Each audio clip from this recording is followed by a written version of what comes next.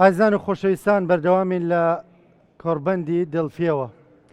لەگەڵ زۆر بەڕێز قوبات تاڵەبانی جێگیری سەرۆکوەزیران هێرمی کوردستان گفتوگۆ دەکەین سەبارەت بە دڵفی و سەبارەت بە هەندێک لە دۆخی سیاسی لە هەرێمی کوردستان هەوڵەکان بۆ پێکێنانی کابینەی دێمی حکوومەتی هەرێمی کوردستان پەیوەندیەکانی نێوانی کێتی نیشتیمانی کوردستان و پارتی دموکراتی کوردستان کا خوات سڵاو لێبێ زۆر سپاس کاکەین بۆم دەرفێنی زۆر سپاس تۆ باشی بەڕێزیگان زۆر بەخێر سپاس دەکەم کە قوبات با لەوە دەست پێ بکەین دڵفیم ساڵیش ینی میوانەکان بەسیمایەنە دیارە خۆشحاڵن لەگەڵ هەندێک میوان گفتوگۆمان کرد میوانی بیانی خۆشحاڵن بەم جۆرە دیدارانە لەسەر دیدارەکە یا خود کۆڕبەندەکە قسەی بکەین و دواتر لەسەر پرسەکانی دیکە سەرچاو حازرم کۆڕبەندی دڵفیم ساڵ لە کاتێکدا بەڕێوە دەچێت کەمێک جیاواسرە لە ساڵانی ڕابردوو لە خولی پێش و یاخۆت ڕاستەر بڵین ئەم ساڵ دۆخی ناوچەیی کەمێک جیاوازترە و دۆخی هەرێمی کوردستانیش کەمێک جیاوازە ئەمە چه ئەڵەنگارێکی بۆیەوە دروست کردووە بێگومان کە بیرمان لەوە ئەکردەوە کە دڵفی بێنینەوە بۆ سلەیمانی ئەو ئاڵۆزیانە لە ئارادا نەبوون بەڵام خۆشحاڵم کە سەرباری ئەو ئاڵنگاریانەی کە ڕویان لە مەنتەقەکە کرد بە چاوی خۆتان و بە چاوی بینەرانی ئازیزی کوردسات و کەناڵی ئەلامیەکانی تر ئەبینرێت کە بەشداری میوانە بیانیەکان ئەم ساڵ لە پاریش زیاترە باشە بۆیە ئەمە خۆی لە خۆیدا پەیامێکە کە کوردستان و بە تایبەت شاری سلەیمانی کراوەیە و شوێنێکی گونجاوە بۆ ئەم جۆرە دیدارانە بۆ ئەم جۆرە گفتوگۆوانە بۆ ئەم جۆرە کۆڕبەند و کۆنفرەنسانە وەکە ئەم گرژی ناوچەکە نەبووە هۆکاری نەتەخیرکردنی کۆڕبەندەکە و نەت کاریگەریەکی سلبی هەبوو لەسەر بەشداریکردنی میوانە بیانیەکان ئەمە جێی دڵخۆشیە بەڵام ئاماژەیەکیشە ئاماژەیەکە کە ئەم ناوچەیە مهمە ئاماژەیە کە ئەم ناوچەیە ئەو شوێنەیە کە گفتوگۆکانی ئەمڕۆی لێ دەکرێت و سلەیمانی بووەتە مرکزێک وەکو پردێک بۆ پەیوەندی بۆ هەمەهەنگی و بۆ ئیشەڵڵا نەهێشتنی گرژیەکانیش زۆر باشە لە دواوشەتەوە دەڵێ هەوڵێک بۆ نێشتنی گرژیەکان با ڕوونتر قسە بکەین لەگەڵ پارتی دموکراتی کوردستاندا گرژەکانتان لەسەر چییە؟ ناکۆچەکانتان هێندە زۆرن ڕێک ناکەون پێشەوەی بێمە سەر پارتی و یینە سەر پارتی و یینە سەر حکوومەتیش کە نەزانم ئەتەوێ بەرەو ئەوێ بیبین حەزەکەم باسی شتێکتان بۆ بکەم چەند ساڵێک لەمە پێش سلەیمانی محاصر بوو سلەیمانی هاتوچووی لێ نائەکرا سلەیمانی ناوبانگێکی هەبوو کە بۆی دروست کرا بوو کە غەدرێک لە سلەیمانی ئەکرا وە فەوزایەکی سیاسی تیا بوو وە مستەسمرەکان ناڕازی بوون و میوانە بیانیەکان زیاتر ئەگەر بەهات نایەتە شوێنێکە هاتنە هەولێر ئێستا ئەگەر ببینی لە پارەوە لە پێرارەوە بۆ پار بۆ ئێستا ئەبینی ئەو جوڵەیە گۆڕاوە ئەمڕۆ کۆنفرانساتی جاجا ئەکرێ لێرە حەفلاتی جەژن نەکرێ لێرە ئابووری هەرێمی کوردستان لە سلەیمانیەوە گەشە ئەکا پرۆژەکان لێرە ڕائەگیرێن ینی ڕائەگەێنرێن بۆیە پێم خۆش بوو پێشەوەی بینە سەر ناکۆکی سیاسی و ئاڵۆزی سیاسی توزێ تەرکیزێکی زیاتر بخێنکەن ئەم کۆڕبەندە و بەستنی ئەم کۆڕبەندە لەم کاتە و ئەو ئاوەدانیەی کە سلەیمانی بەخۆیەوە بینیوێتی لەم چەند ساڵی ڕابردووە پێم وایە وەک پێویست ئاماژەی پێ نەدراوە باشە کە قوبادوتت بۆی دروست کراوە ئەم ناوبانگی کە تۆ بە خراپ ناوت برد تت بۆی دروست کراوە کێ بۆی دروست دەکا وڵ ئەوانەی کە چالاکیانەمان کەم بوو هۆکارەکان چی بوو خۆی زۆر بوو چالاکیەکان کەم بوون هۆسەیەکی سیاسی هەبوو لێرە و ئەگەر 4-5 ساڵیش بگەڕیتەوە احتمالە حد لەناو خودی حیزبەکەی خۆمە هەندێ فەوزای سیاسیش هەبوو بێ بۆیە خۆشبەختانە ئێستا ئەوانە نەماون ئێستا ئەگەر پێیت سەیری بیئەی سلەیمانی بکەی حزب ئۆپۆزیسیۆنەکان لێرە ماون ئیشی خۆیانەکەن چالاکوانی خۆیانەکەن ڕاگەیاندن ئازادترە لە ڕابردوش ڕاگەیاندنێکی ئازاد و ئازا و ڕەخنەگرمان هەیە لێرە بەڵام لە هەمان کاتیشە لە پاڵ ئەمەیە هەماهەنگیەکی سیاسی باشتر هەیە ڕێککەوتنی نێوان یەکێتی نیشتیمانی کوردستان و نەوەی نوێ هەنگاوێکی گەورەینا بۆ ئارامکردنەوەی دۆخی سلەیمانی تێگەیشتنی لایەنە ئۆپۆزیسیۆنەکانیش کە ئەگەر سلەیمانی کێشەیەکی هەیە احتیمال لە سەرچاوی کێشەکە لێرە نەبێ ڕنگ بێت لە بەغا پێویستی بە چارەسەر بێ ڕنگ بێت لە هەولێر پێویستی بە چارەسەر بێ بۆیە پێم وایە هۆشیاریەکی زیاتر هەیە هەماهەنگیەکی زیاتر هەیە تێگەیشتنێکی زیاتر هەیە وەجەوێکی ئارامتر و لەبارتر هەیە کە ئەمانە هەمووی بوونەتە هۆکاری وەڵامدانەوەی هەر لایەنێکیان هەر هەوڵێکیان هەر هیمەتێک بۆ خراپ ناوهێنانی شاری سلەیمانی خۆشەویست و محافەزەی سلەیمانی بەگشتی ئێستا کار لەسەر ڕێکردنەوەی ماکەن ئێمە ڕاستیەکان ڕائگەێنین نە چاواشە بە خەڵکی کوردستانەکەین ڕاستیەکان ڕائگەێنین بۆ خۆمان بۆ خەڵکی کوردستان بۆ خەڵکی عێراق بۆ خەڵکی ناوچەکە و بۆ میوانە ئەوروپیەکانمان و بۆ میوانە ئەمریکەکانیشمان ئەوەی کە هەیە پیشانێدن باشە بینەوە سەر پەیوەندەکانتان لەگەڵ پارتی دموکراتی کوردستان ینی من خۆشم بەداخم وەک میدیاکارێکە دەڵێم ناکۆکیەکانتان لەسەر چییە ینی با لەوە دەست پێ بکەم ئەو خاڵانی کە لەسەری کۆکن چییە ئەنجە بچینە سەر خاڵە پێم وایە هەم پارتی دموکراتی کوردستان و هەم یەکێتی نیشتیمانی کوردستان ئەزانن کە ئەبێ حکوومەتێک پێک بهێنین کە ئەمە زۆری خایانیتر ناخۆش بۆ و ئەبێ حکوومەتێک پێک بهێنین پێم وایە هەم پارتی دموکراتی کوردستان و هەم یەکێتی نیشتیمانی کوردستان کۆکن و هاوڕان لەسەرەوەی کە ئەم حکوومەتە ئەبێ خزمەتگوزاری باشتر بگەێنێ بە کۆمەڵانی خەڵکی کوردستان لە چاو حکوومەتەکانی پێشووتر هەموو جارێک لە هەر شتێکە حەزەکەی باشتر بی لە ڕابردوو خۆ ئەمە زەمی ڕابردوو ناکەم بەس حەزەکەم داهاتوو لە ڕابردوو باشتر بێ بۆیە پێم وایە لەسەر زۆر شت کۆکین لەسەر زۆر بابەتی گرنگ کۆکین بەڵام پێم وایە لە کۆتاییەکەی ئەم پرۆسەی مەفاوەزاتی نستە باشە دانکۆکیەکانتان لەسەر چییە؟ بەخوا ناکۆکیەکان پێم وایە بەشێکی ئەگەڕێتەوە بۆ بێمتمانەی بێمتمانەیەکی زۆر هەیە لە نێوان پارتی و لە نێوان یەکێتی و هۆکاریشی هەیە حدەسەکانی ساڵانی ڕابردوو ڕنگ بێ هەر یەکەیان بوو بێ بە هۆکارێکی دروستکردنی ئەم جۆرە بێمتمانەیە لە نێوانمانەوە لە لایەکی تریشەوە من پێم وایە و ئەمڕۆ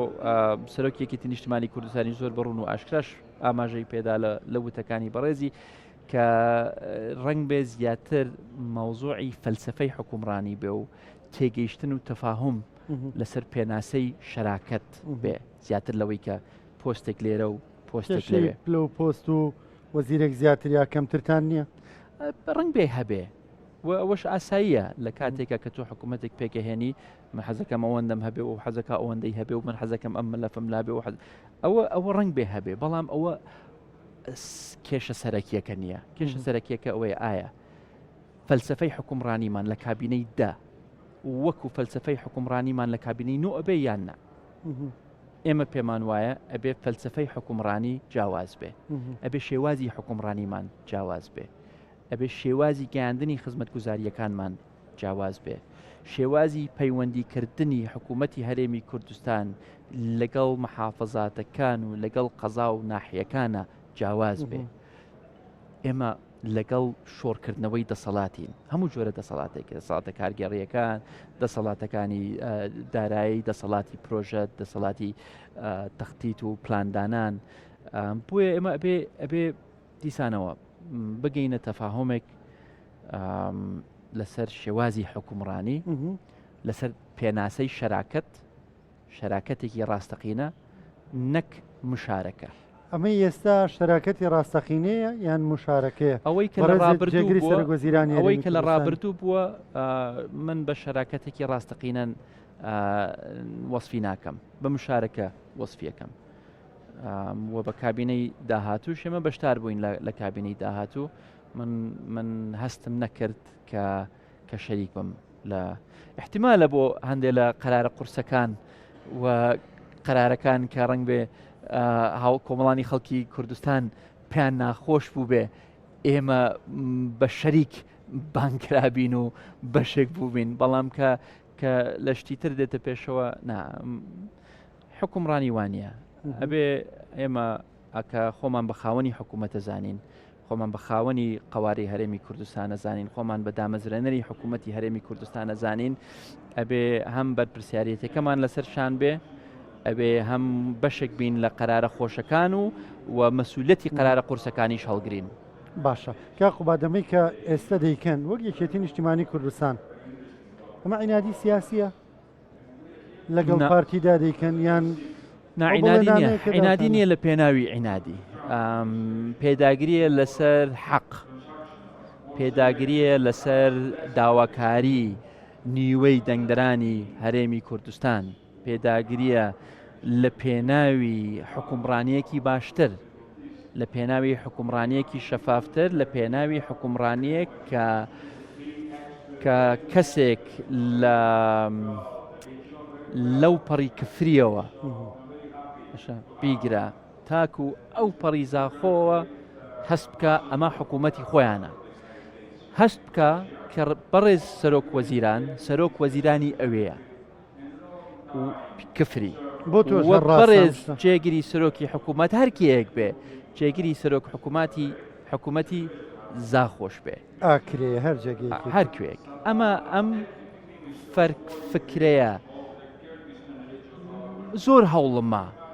لە ساڵانی ڕابردوو باجیشممە لە پێناوی ئەمە کرام بە پرۆپارتی لەسەر ئەمە ئیتیهام کرام لەلایەن حزبی خۆم ئیتیهام کرام لە ناو ئاعیلەی خۆم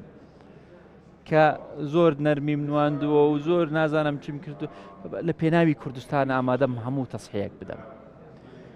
بەڵام ئەبێ بەرامبەرەکەشت هەنگاوێک بێتە پێشەوە وانە بۆیە ئێمە ئەوەی کە ئێمە ئەمانەوێ غەدر لە هیچ کەسێ بکەین ئەمانەوێ لە پێگە و هەیبەتی پارتی دموکراتی کوردستان بین پارتی حزبێکی مێژوێ حزبێکە سەنگی خۆی هەیە جەماوەری خۆی هەیە دەردی کاک فازڵ میرانی ئەڵێ ئەگەر یەکێتی شارعی هەیە ئێمەی پارتیش کۆڵانێکمان هەیە بەڵێ کاک فازڵ بەڵام ئەبێ ئێمە ڕێز لە ئیرادەی هەموو دەنگدەری کوردستان بگرین و ئەگەر پێشتر پارتی بیوتایە کورسیەکەی من زیادە و کورسی ئێوە کەمە ئێستا ئێمە ڕێکەوتوینە لەگەڵنەوەی نوێ و کورسیەکانیشمانستا نزیکن لە یەک جیۆگرافیان نزیکین لە یەک لە ڕووی کاریگەری نێودەوڵەتی و نێوخۆی احتیمالە ئێمە بڵین ڕنگ بێ کاریگەریەکی زیاتریشمان هەبێ بەڵام زیاترتانە بێ بەڵێ متەکیت بەڵام تێگەین نە ئێمە بەبێ پارتی حکوومەتمان پێکهێنرێ ئەخۆنە پارتیش بەبێ یەکێتی حکوومەتی پێکهێنرێ بۆیە ئەم تێگەیشتنە پێم وایە لە عام لە ناو جەماوەری هەردوو حێزب لە ناو مەکتەبی سیاسیەکاندا ئەگەر ڕاشکاوانە دانیشین پێم وایە هەموو لایەک تێگەیشتووە لەما ماوەتەوە تەرجمەکردنی ئەم تێگەیشتنە بۆ قەرارێک لە پێکهێنانی حکوومەت کاخوات هەردوو وڵاتانەمە دەزانن نەیەکێتی بێ پارتی نە پارتی بێ یەکێتی دەتوانێت ئیدارەی ئەم هەرێمە بدا ئەم بەرکەوتنانە ئەم ماوە کوشتنە ئەم تاخیربوونە لە ماوە کوشتن نییە نا بمبورە داوای لێ بردنت لێ یەکەم کەس ماوەی نەکوشتووە کە دەڵین ماوە کوشتن لایەنێکی دیاریکراو نا هەردوو لایەن ینی ئەوە ساڵێک وەش مانگە پەرلەمان هەڵبژاردن کراوە وانە خەڵک دەنگی داوە بۆی حکوومەتی تازە دروست بێ وانە کارنامە حکوومەتی تازە ببینێ بەڵام ساڵێک و هەش مانگە درێژترین ماوەیە لە مێژوی حکومڕانی هەرێمی کوردستانە بەداخەوە قسەکەت ڕاستە درێژترین ماوەیە لە مێژووی حکومڕانی هەرێمی کوردستانەوە بەڵام من لێرەوە بە زۆر بە شەفافانەوە بە جەنابەت و بە بینەرانی عەزیزی کورسات و کۆمەڵانی خەڵکی کوردستان ڕائگەیەنم کە ئەمە عینادی نییە لە پێناوی عینادی ئەمە هەڵوێستێکە لە پێناوی حکومڕانیەکی باشتر لەبەرەوەی کە ئێمە حکومڕانیەکانی ڕابردوو بە تایبەتی ئەم چەند ساڵەی ئەخیرەمان بەدڵ نەبووە بە عادلمان نەزانیوە بە شەفافمان نەزانیوە ئمە ڕەخنە نییە لە شەخصێک ئەمە ناڕازی بوونی خۆمانە لە شێوازی بەڕێوەبردن زۆر تەبیعیە و لەوانەشە لایانی بەرامبەریش ڕەخنەی هەبێ لە من و لە حیزبەکەی من حەقی خۆیانە بۆیە من ناڵێم هەر من ڕاستم ئەوانیش گلەی خۆیانیان هەیە و بەشێک لە گلەیەکانی هەردوو لامان لە دیدگای هاوبەشی بینی یەکێتی و پارتیکە نووسراوەتەوە داڕێژراوەتەوە بەڵام ماوەتەوە ئەمە کە وەکو ئێستا مەرەکەبە لەسەر وەرەقە نەبووەتە دروستبوونی متمانە لە ئاستی پێویست لە نێوماندا. زۆر باشە کاقوبەر لەم ماوەی باس لە هەندێک بابەت دەکرێت ینی هەندێک لە سەرکردە سیاسەکانی پارتی دموکراتی کوردستانیش باسەکەن مەسلەی هەڵبژاردنەوەی جارێکی دیکەی پەرلەمانی کوردستان یان مەسلەی دەستکاریکردنی نیسابی پەرلەمان یاخود لە کۆتا قۆناغیشدا باز لە مەسلەی دوو ئیدارەی یەکرێ حەزەکەم ڕای تۆ بزانم لەو بارەوە. ئێمە باوەڕمان بە قەوارەی هەرێمی کوردستان هەیە و خەباتمان کردووە بۆ قەوارەی هەرێمی کوردستان بەڵام پرسیارەکی من لە جەنابەت ئەوەیە ئایا ئەمڕۆ یەک ئیدارەمان هەیە یان دوو؟ ئەمڕۆ خۆی دوو ئیدارەیە بەداخەوە ڕەنگ بە زۆر کەس نێت ئەمە اعترافە بکە بەس ئەڵڵا دوو ئیدارەیمان هەیە ئێستا حدودێک هەیە سوێن دەخۆی کە دوو ئیدارە حدودێک هەیە لە بینی ئەم دی و ئەو دی و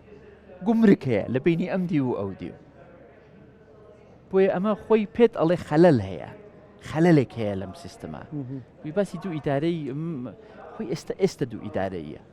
ئێستا دوو ئیدارەیە من ئەمەوێ یەک ئیدارەمان هەبێ بەڵام ئیدارەیە کە قانون ڕێکی بخە کە موازنەمان هەبێ کە لە 2013ەوە قانونی موازنەمان نەبووە لە هەرێمی کوردستان قانونێک کە دیاری بکە دەستورێکمان هەبێ لە هەرێمی کوردستان کە سەلاحەتەکانی هەمومان تهدید کە سەلاحەتی جەنابی سەرۆکی هەرێم تهدید کە سەلاحەتی بەڕێز سەرۆکی ئەنجومەنی وەزیران و جێگیری سەرۆکی ئەنجومەنی وەزیران تهدید کە دیاری بکە حەدی تۆ لێرەوە دەست پێ ئەکات تا ئەوێ ئێستا کواشتی وا هەیە ئێستا لە جسرێکی بچووکەوە تا پرۆژەی نەوت لەژێر بڕیاری جەنابی سەرۆکی حکوومەتی هەرێمی کوردستان فەرمووی و فەرمانی کرد بە دروستکردنی ئەم حکوومەتمان بۆ چییە پەرلەمانمان بۆ چییە وەزارەتمان بۆ چییە مدیر عاممان بۆ چییە ئەگەر هەمووی بە فەرمانی وە خۆشم ها منیش کردومە واعی فەرمانمان دەرکەوە بە فەرمانی جێگەری سەرۆکی حکوومەتی هەرێمی کوردستان ئەمەمان کرد هەزار نەمام ئێمە کەین ئێمە خزمەتکارین ئێمە موظف من جێگیری سەرۆکی ئەنجومەنی وەزیرانم چ موجبە من بە فەرمانی من جادێ قیرتاو بکرێ ئەمە کەی ئیشی منە بەلەدیەمان هەیە سەرۆکی شارەوانی هەیە وەزارەتی شارەوانیمان هەیە محافظمان هەیە مدیر عامی ڕێگاوبانمان هەیە مدیری ڕێگاوبانمان هەیە چۆنە ئەمەیە مەوزوعی فەلسەفە فەرهەنگی حکومڕانیمان نەبێ بگۆڕین دوورکەوینەوە لەم وەلا بۆ شخص بینە سەر بەڕێوەبردن ئێمە زەعیممان زۆر بووە لە مێژووی حکومڕانی کوردستان و سەردەمێک پێویستمان بە زەعیم بووە لەبەرەوەی کە لە شۆڕش بووینە لەبەرەوەی کە ڕوبەڕووی دیکتاتۆرێت بووینەتەوە بەڵام ئەمڕۆ احترامم هەیە بۆ هەموو ئەو پەڕێزانەی کە تێکۆشەرن و تێکۆشاون ئەبێ پەیکەریان بۆ دروستکەین و بیان خەینە سەرمان بەڵام ئەمڕۆ کوردستان پێویستی بە زەعیم نەماوە ئەمڕۆ کوردستان پێویستی بە بەڕێوەبەرە کوردستان پێویستی بە بەڕێوەبردنە ئەم دیسانەوە هەموو جارێکە وەزیرێکە بینم تا مدیر عامێک پیانان بابە لێتان تێک نەچێ ئێوە مەسوول نین ئێوە مەسوولیەتتان لەسەر شانە زۆر جیاوازە مەسوولێک لە پشتی مێزەکەی دانیشێ و ناوەکەی بە گەورەی لەسەر مێزەکەی دابنیشە و بڵێ من مەسوولم نەخێت تۆ مەسوول نیت تۆ مەسوولیەتت پێشپێدراوە ئێمە ئەبێ فەرهەنگی حکومڕانیمان بگۆڕین لەوەی کە ئێمە زەعیم بین ئێمە ئەستێرە بین بۆ ئەوەی نەخێت ئێمە پارێزەری قانون بین پارێزەری دەستور بین پارێزەری ڕێنماییەکان بین ڕوئیا پێشکەشکەین و دام و دەستگاکان ئەو ڕوئیایە جێبەجێ بکەن و ئەو کاتە ئێمە ببین بەڕقیب بەسەر ئەو دام و دەستگانە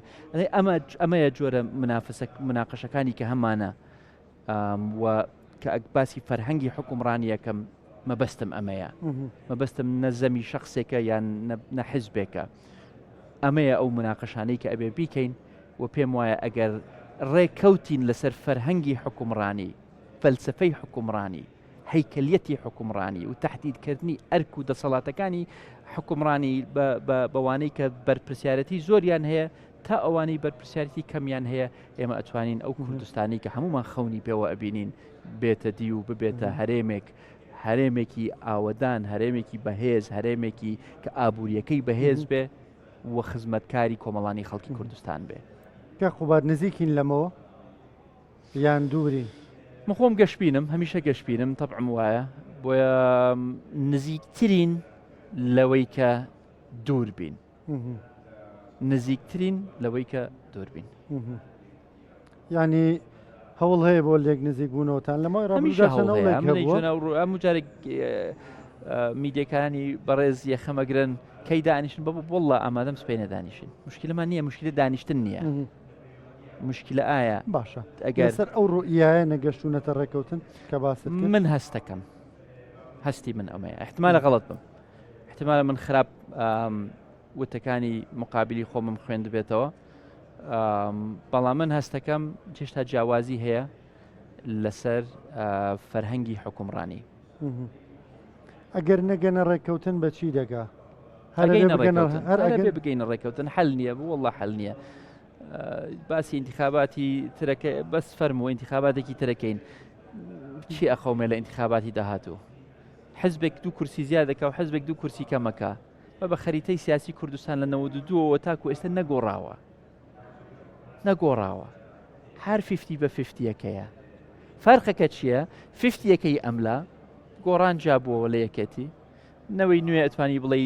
زیندوو بوو دروست بوو لە دەرەنجامی گۆڕان،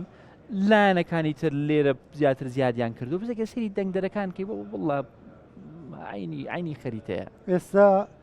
کاک بافڵ سەرۆکێکێتی نیشتمانی کوردستان دەڵێت 39 بە 39. بڵێ پارتی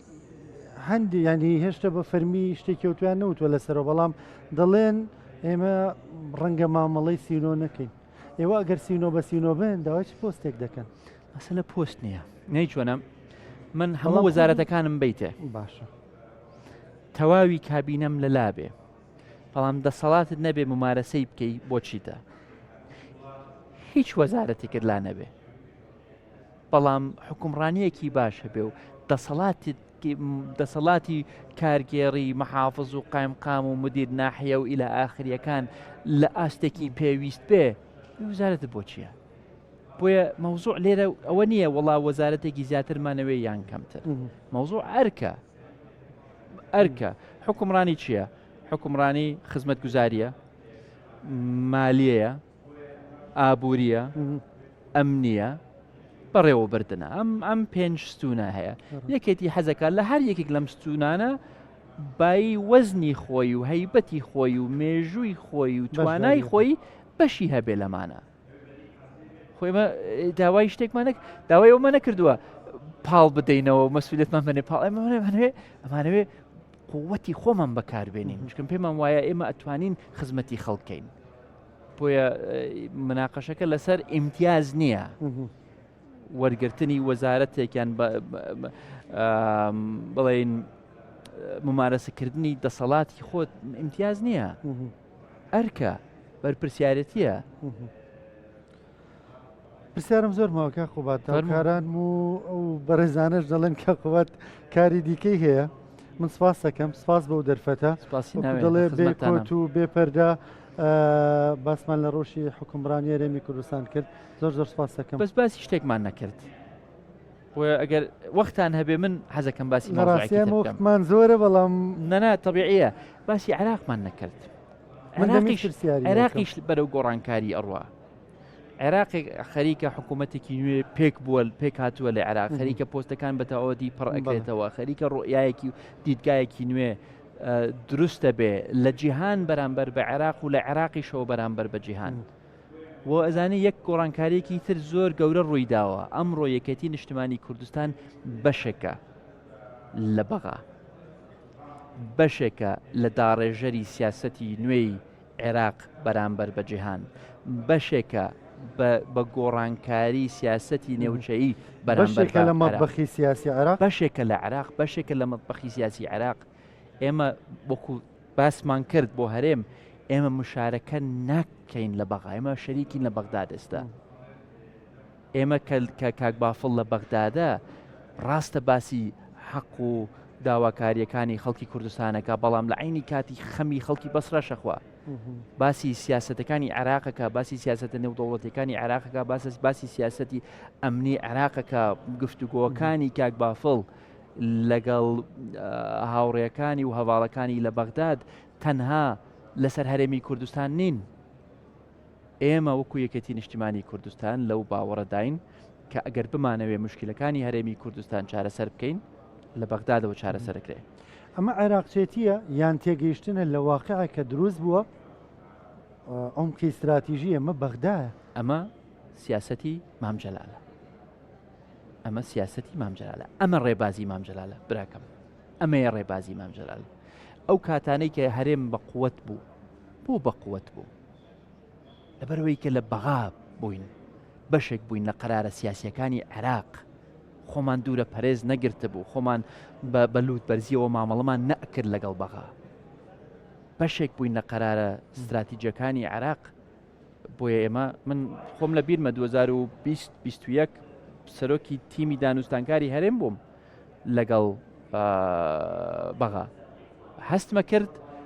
لە وڵاتێکەوە ئەچم بە وڵاتێکی تر، غایب بووین لە بەغداد. ئەمڕۆ غایب نین، ئەمڕۆ یەکێتی نیشتیمانی کوردستان حضوری هەیە لە بەغا، قسەی ئەخوا لە بەغا، کاریگەری هەیە لە بەغداد، بەشێکین لە قەراری سیاسی لە بەغداد.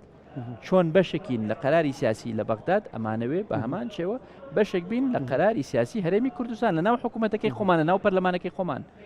ئەم حزورەیەوە لە بەغدا کاریگەری لەسەر مافەدەستوورەکانی خەڵکی هەرێمی کوردستان هەیە. ئێمە تا لە بەغداد بە قووەت بین خەڵکی هەرێمی کوردستانیش وەزعی باشترە بێن. ئەکرێ بڵێن لە سایم حکوومەتە تازەوە ڕوئیایەکی ڕەنگە جیاوازتر دروست بێ بۆ مافەکانی خەڵکی هەرێمی کوردستان لەسەری میوان و بەداخەوە دەیڵێم موچە. چون ئێمە ئەبێ مشکلی زۆر گەورەتر حەلکەین لە عێراق. لە زمنیانە مەوزوعی موچە تۆرە قانونی نەوت و گازمان هەیە، قانونی موازنەمان هەیە، وەرە اقتصادی عێراق بەهێز بکە، عێراق داهاتی زیاد بێ، ئەو کاتە هیچ مبەرری نابێم لەسەر قایمەیەکی ڕاتب بێ عەزیەتی ملیۆنە کەسێ با. بۆیە دیسان ڕۆیای یەکێتی ئەمڕۆ جیاوازە لە جاران. جاو ڕنگ بێ لە ساڵانی ڕابردوو بە مشکلەکانی ناوخۆی خۆمانەوە سەرقاڵ بووبین، ڕنگ بێت نەمانتوانی بێ وەک پێویست لە شوێنەکانی تر لە پایتەختەکانی جیهان، لە واشنگتن، لە تاران، لە پاریس و لە بەیژینگ و لە مۆسکۆ کاریگەریمان هەبێ. ئەمڕۆ هەمانە پەیوەندیتان لاسی نەوەڵەتی باشترە. ئەو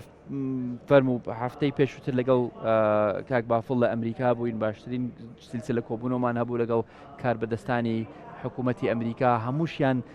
لە ڕاستیدا مەمنون بوون لەو دەورەی کە یەکەتی ئەیگەێڕێ لە بەغدا بۆ چارەسەرکردنی مشکلە، بۆ دۆزینەوەی حەل، بۆ ئەو چەق بەستنانەی کە لە پرۆسی سیاسی عێراقا هەن. هەمووشیان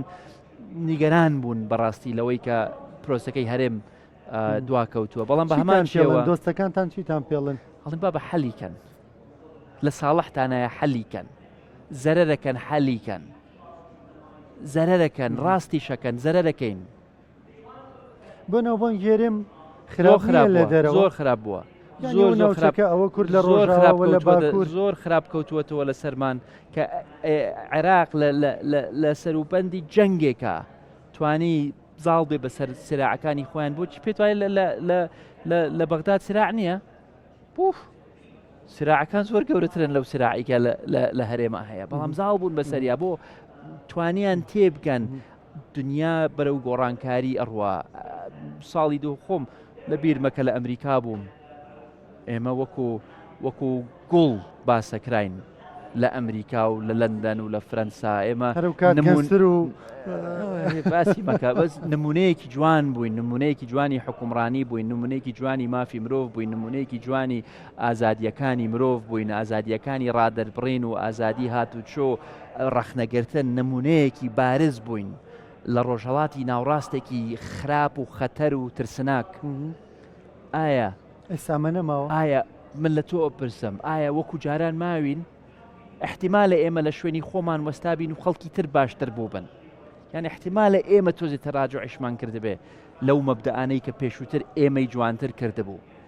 بۆیە من حەز ناکەم، من پێم ناخۆشە کوردستان زەم بکرێ من پێم ناخۆشە کوردستان ناوبانگێکی خراپی هەبێ من پێم ناخۆشە تەعلیقمان لێ بدرێ کە بڵێنەوە فەرمو حکوومەتی عێراق توانی حکوومەتی خۆی پێک بهێنێ ئێمە ساڵێک و 8 مانگە حکوومەتمان پێک نەهێناوە خێری ئیتاڵیەکان بنووسێ و هۆڵندیەکان ناو بناو ئەوان کە حکوومەت پێکهێنن ساڵ و 8 مانگ و 2 ساڵ و شتیوە ئەخایانێ ئەگینا ناوبانگمان خراپتریشە بوو بۆیە من لێرەوە بەڕاستی ینی حەزەکەم بە برایانم لە قیادەی پارتی دموکراتی کوردستان بڵێم بە وڵڵا ئێمە نە دژمنتانین نە بە ئەنقەستەمانەوەی ئیزعاجتان کەین هەرمانەوێ حکوومەتێک پێک بێ کە شەراکەتێکی ڕاستەقینە بێ کە خزمەتکارێکی ڕاستەقینەی تەواوی کۆمەڵانی خەڵکی کوردستان بێ کە جەوێکی تەبایی هەبێ لە دابەشکردنی ئەرک و بەرپرسیارەتی لەسەر ئەو حزبانەی کە حکوومەتەکە پێکەهێنن و یەک شتیشە حتا ئێمە منافسی یەکتری ئەبین حل لە بەرەوەی کە سپینێ ڕێککەوین نەیانی تەواوی تر هیچ سراعێک نامێنێ یەکێتی و پارتی دوو حزبن ڕکابەری یەکتریان تا دوو حزب بمێننەوە ئەو مژدێ بۆ خەڵک طبیعیە بابە وڵە طبیعیە ئەبێت فێر بین بە ناکۆکیەکانمانەوە بژین ئەبێ فێر بین کە ئەگەر من هاوڕان نەبم لەگەڵ جەنابەت نەیانی تۆ ئەبێ بتۆرەی لەم ئەگەر من سیاسەتێکی ترم هەبێ لە تۆ نەیانی تۆ ئەبێ دەرگام لێ داخەی کە من بۆ چوونێکم هەبێ یان ئیش بکەم بۆ حیزبەکەی خۆم نەیانی تر تەواوی تر تۆ ئەبێ بتۆرەی لێم و دەرگا داخەیەوی تر من بە خائین بناسیت ئەمە غەڵەتە ئێمە تا ئێستا نەمانتوانیوە ئالیەتێک دروست بکەین کە بە ناکۆکیەکانمان بژین و من لێرەوە بە سەراحەت ئێڵم خەتاکە هی ئێمە نییە خەتامەکە ئێمە نییە نەوەڵە ئەبێ کە تێگەیشتین با بە ئێمەش هەین با بە وەڵە ئێمەش هەین کە هەمومان تێگەیشتین پارتی هەیە و یەکێتیش هەیە و پێکەوە ئەبێ ئەم هەرێمە ببین بەڕێوە و ئالێتێکی حکومڕانی بدۆزینەوە بۆ پێکەوە ژیان بۆ پێکەوە بەڕێوە بردن کە هەمومان لەمە تێگەیشتین ئەگەر ناکۆکیێکی سیاسیش هەبێ نابێ گفتوگۆ بوەستێ نابێ گفتوگۆ بوەستێ معقولە شەڕێک ڕوو بدا جەنگێک ڕوو بدا لە ناو ساحەی ئێمە جەنگێک ڕوو بدا یەک کۆبوونەوەی سیاسی نەکرێت لە نێوان حزبە سیاسیەکان بە عام و یەکێتی و پارتی بە تایبەت معقولە هیچ معقول نییە هەر لاو بۆ خۆتان ئیدارەتان داوە حەلاوە بۆ خۆمان ئیدارەمان داوە ڕاستە لەگەڵ بەڕێز سەرۆکی هەرێم زۆر لەسەر خەت بووم لەم کاتی جەنگەکەیە بەڵام کوا کۆبوونەوەکانی ئەنجومەنی وەزیران کوا ئەو شتەی کە بەناو ئەنجومەنی ئاسایشە کوا کۆبوونەوەکانی کوا کۆبوونەوەکانی لایەنە سیاسیەکان ئەبێ من وەکو میدیاکارە بپرسم کوا کۆبوونەوەکانی ئەنجومەنی وەزیران نازانم من نازانم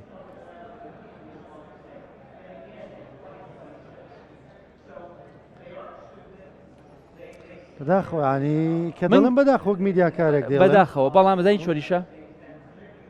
هەمووی ڕەش نییە هەمووی بێئومێدی نییە من گەشتبینم پامەکەی جەنابی کاک مەسعود پامێکی جوان بوو ئەوەی کە بۆ جەژن بڵاوی کردەوە ئێمە پێشوازی لەو پامە ئەەکەین پامێکی زۆر جوان بوو پامێک بوو پڕ بوو لە پامی جوان بەڵام پامەکە ئیشەڵڵا تەرجمە بکرێ بۆ سیاسەتێک و ئەو سیاسەتە بە کردارەوە ببینین نەک تەنها بە بەیان وەکو دەڵێ عیبرەت لە جێبەجێکردنیدا سپاس دەکەم زۆر زۆر سپاس بۆم دەرفەتە سپاس کە وەکو دەڵێ بێ کۆت و بەند بێ چاوی توش گفتوگۆمان کرد زۆر زۆر سپاس خۆشەویستان کاتێک خۆش